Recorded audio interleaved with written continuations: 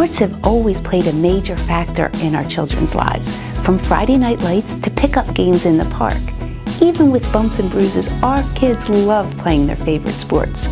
So with all the advances in today's sports medicine, Dr. Jeff Winkley explains why it's so important for us to make better choices than our parents did when it comes to head injuries, especially concussions. Strength and conditioning coach Eric Miller lays it all out. We're going to eat healthy with homemade breakfast bars and dare to be great with healthy living coach Edna Valentino. There's a lot going on today on your and Myfitness RX.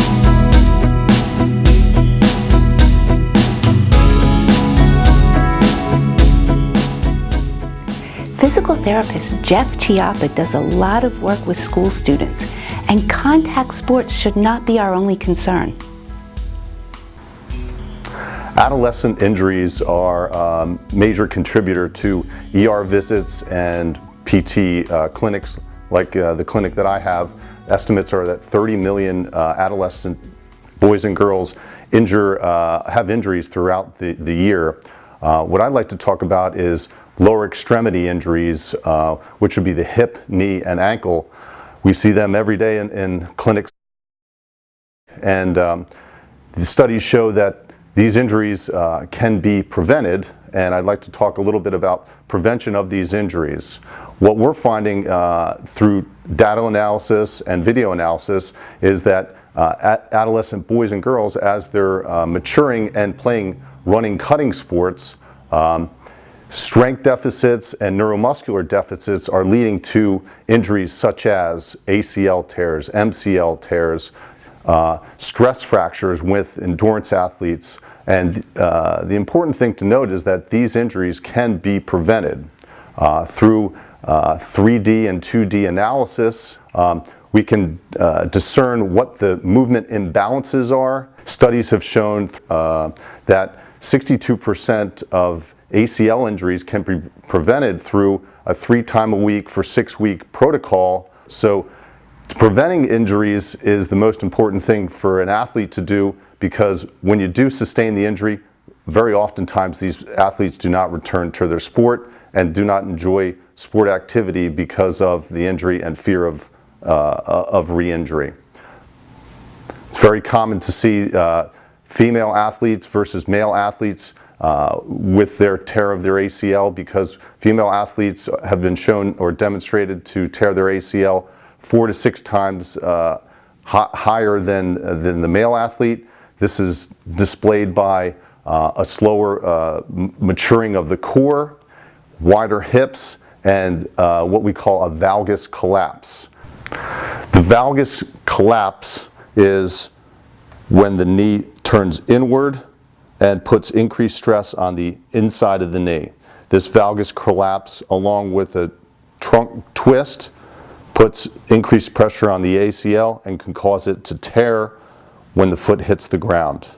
By reversing the valgus collapse and bringing your knee over the midfoot, we can strengthen the hip external rotators, the hip abductors, the hamstrings, and the calf to avoid that valgus collapse. To determine whether an athlete is at risk for an ACL injury, we look at generally female athletes that participate in running, cutting sports, which would be soccer, basketball, volleyball.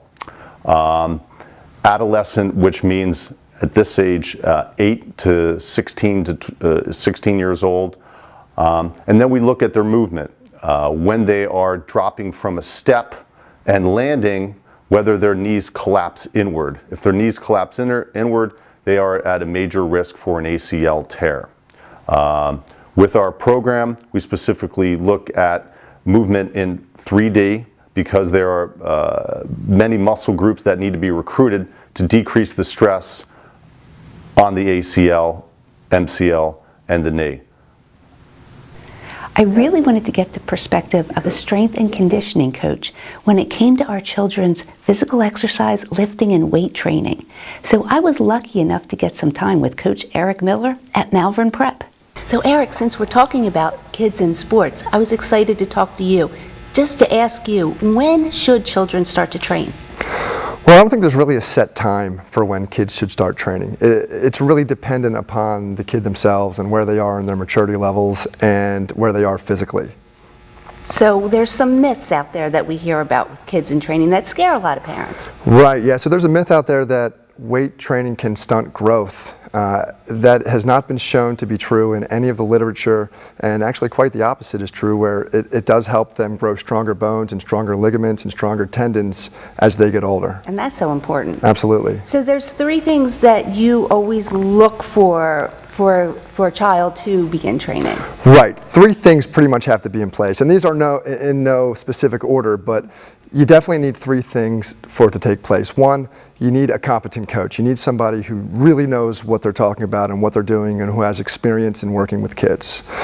Secondly, you need a mature kid. You need somebody who can take direction, who can listen, who's not going to run around and cause problems and things like that. They need to be able to listen to you and implement what you're doing. And finally, you need the proper equipment. So to introduce kids to weight training, you're going to need lighter bars, you're going to need specialty plates that are a little bit lighter. If you have those 3 things, it's really safe to start training. Okay, so what are some really elementary things that children can do? Well, just if you go to a playground, you're going to see kids hanging from a high bar. You're going to see them jumping off things and rolling around on the ground. And really, all those things are forms of training. But for them, it's just play. So if you can keep the training to simulate play, okay, then it's really beneficial for everybody and it's a lot of fun. and plus it gets them away from the screens. Absolutely. Which is the other thing we want to do. Yes. Coach Eric Miller, thank you so much for your time. Sure thing. We'll be right back.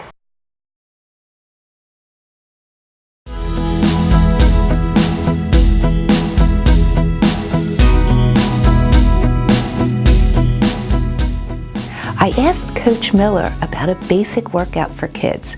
So before I left the school, he and Colin Munyon showed me how it's done. What I've put together is a very simple workout routine that can be done in a circuit form. I chose these exercises for a variety of reasons, but a couple main points are they encompass all the human movement patterns of push, pull, squat, and hinge. These exercises can be progressed or regressed in many ways, and they're also prerequisites for future weightlifting or gymnastics exercises to be built upon. The first exercise in the circuit is the broad jump. Start with the hands reaching overhead and be on the balls of the feet. When ready to jump, throw the hands down and behind your body while bending at the hips and the knees. Be sure to hinge the hips back so the torso can become more horizontal to the ground. Once the hips and legs have been loaded, quickly jump as explosively and as far as possible. Do your best to stick the landing and repeat.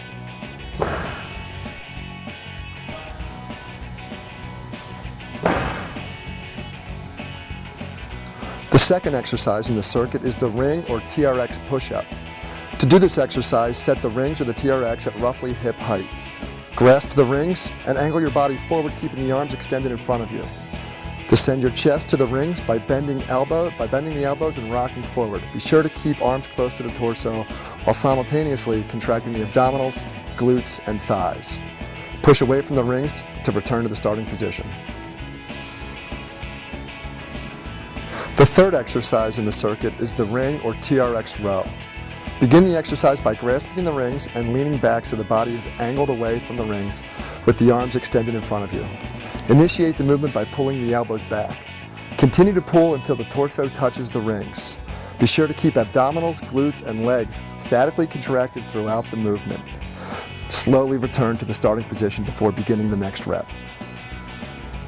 The fourth exercise in the circuit is the body weight squat. Start with the feet flat on the ground with a shoulder width stance.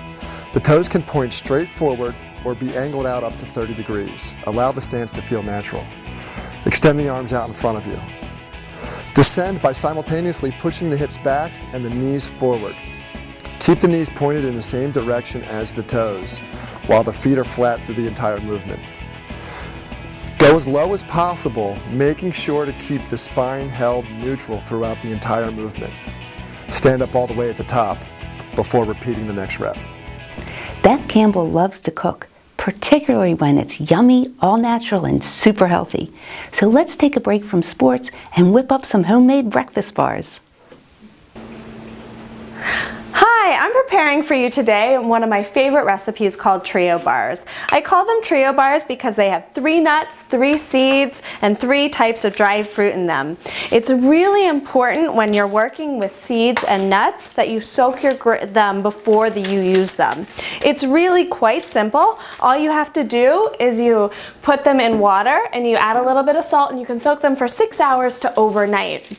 What this does is it helps make them a lot more easily digestible for you, and you can really get all of the good nutrients out of the food that you're eating. The other ingredients in here, the seeds I chose were flax seeds and pumpkin seeds and sunflower seeds. I also picked walnuts, cashews, and almonds. All of these nuts and seeds have a really high omega-3 and omega-6 fatty acid content, which is really important to decrease inflammation in your body. The other ingredients in here include coconut, honey. The dried fruits I chose are raisins, golden raisins, and currants because they have no added sugar. I topped it off with a little bit of cinnamon and vanilla to add a little extra flavor, and you just press it into the pan. You put it in the oven at 350 degrees for 25 minutes. After those 25 minutes are up, you can just take it out of the oven, and I like to put a little glaze on it just to make it a little prettier for the pictures. And aside from making it just pretty, I incorporate elderberry syrup in my glaze. What that does is it's great in vitamins A and C and antioxidants, which is really helpful during that cold and flu season. To store it, you can just put it in the fridge in an airtight container for up to a week. You can also keep it in the freezer for up to 3 months if they last that long. Enjoy! When we come back, I'll introduce you to Dr. Jeff Winkley and a must-hear discussion on concussions.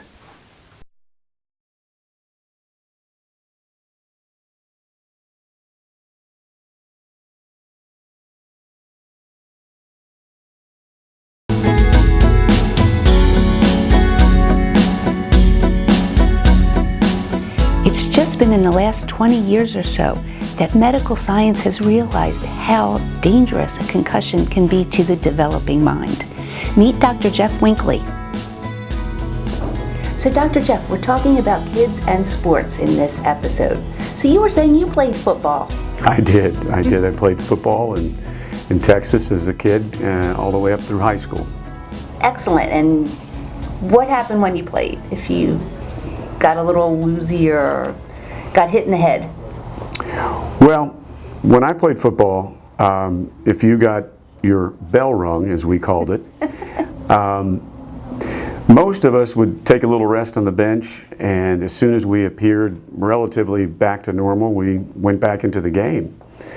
That was a pretty common practice. I remember only once a friend of mine being kept out of the game. We just, at that point, did not know near as much about the dangers of receiving a second concussion or a second significant head injury after not having yet fully recovered from a first one. So how long ago did the thinking about head injuries change? The thinking about concussions changed very significantly in the last 8 to 10 years, and it was really pushed along the awareness of concussion and how important it is to have children avoid sustaining these second concussions before they've fully healed, by the work of one doc who brought the concussion issue in the NFL to light. It created a whole lot of media attention on the issue of concussion, which has translated into a whole lot of attention to concussion prevention and treatment for everybody. So now, you talk about the second concussion. So where do we go from there?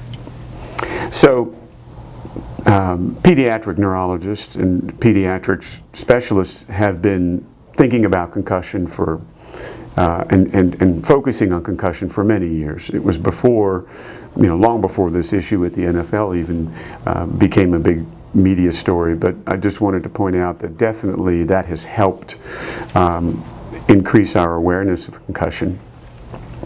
But Yeah, one of the most important aspects of taking care of concussion is to be aware immediately when there are even subtle signs of a minor concussion, so that we can appropriately treat children and appropriately prevent them from sustaining a second concussion.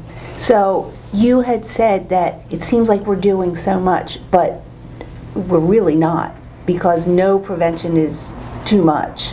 Oh, there's no question about that.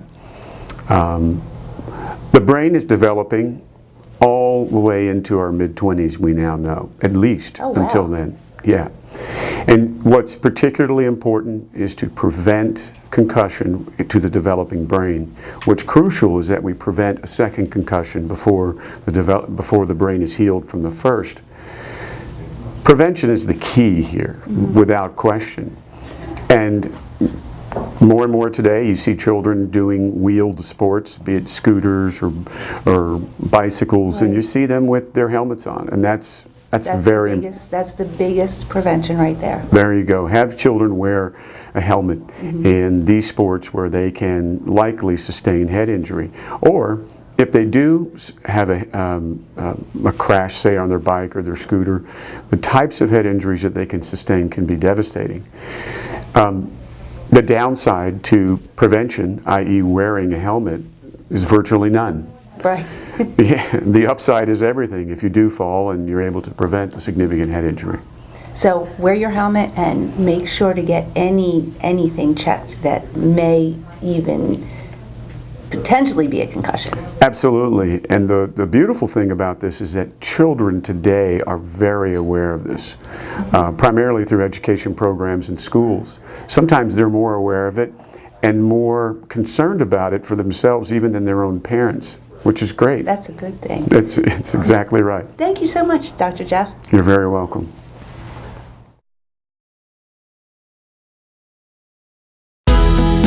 We're having an Exercise of the Week contest, and your favorite exercise could be the winner.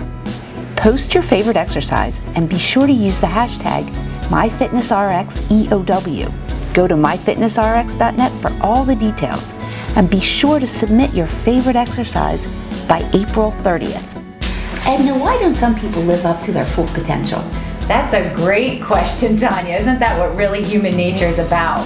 One of the phrases that I've always focused on is don't be afraid to be great. And by great, I mean your fullest potential, or the best version of you. You know, we're not talking about great and it's all equal for everybody. Greatness is really about the best version of you. What were you meant to do on this planet for the short time that we're here? And how can we reach that fullest potential, as you said? So how does fear get in the way? Oh my goodness, that is the one thing that prevents us. So fear is really about getting out of your comfort zone, okay? If you're feeling unfulfilled in your job or unfulfilled in a relationship or just in life in general, a lot of times people don't take that risk outside of their comfort zone, what they know and what they're used to on a daily basis over time, and it prevents them from seeing that full expansion, that greatness out there, those opportunities, that potential that's waiting for them. The fear really, it holds you back. And so what I usually recommend for people to get outside of that circle, I always do this when I'm talking about comfort zone, because it's a small world, it's a small space to be in, you already know it. Taking just one little risk outside of that circle allows you to face fear, maybe, but it's not such a fear that it paralyzes you from doing anything and you get right back into that circle.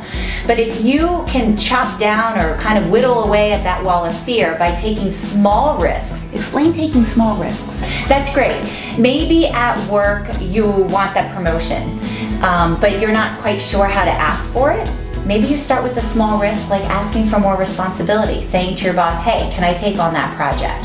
Or hey, can you consider me for this work in the office? And then maybe they say yes, and you excel at that. Okay, great, you asked for what you wanted, you got it, you performed well, now you can ask for something else, and then something else, and maybe it ends up that you can ask for that promotion more easily. That makes so much sense. Right, and so that wall of fear kind of gets a little bit lower, and now it's like, maybe you got the position, okay, more responsibility, more people are reporting to you, and you're learning to kind of dip your toe in that water of new responsibilities, getting out of your comfort zone of what your previous responsibilities in your last position were.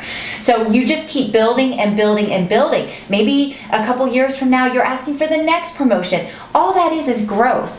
And really, it's expanding yourself to the best version of you, because we get to use those qualities in that position and for you to be able to grow. And so when you remove fear, you're able to be great. And so when I talk about don't be afraid to be great, just work on those little risks, have the courage to just ask for the next thing, and before you know it, you're living in that big space of greatness. In all portions of our lives. Exactly. So what you're really saying is success breeds success. And some people are more comfortable in certain areas, let's say at work, versus an unfulfilled relationship and having those tough conversations. But you know what? As you start taking those risks in certain areas, you start applying them to the other areas of your life. Exactly. Thank you so much, Edna. Absolutely. This is your chance to be great. Don't forget to send in your submission for the Exercise of the Week contest. Hashtag MyEOW, hashtag MyFitnessRX. Until next time, here's this week's Exercise of the Week. Thanks, Susan. Be fit, be healthy, be happy.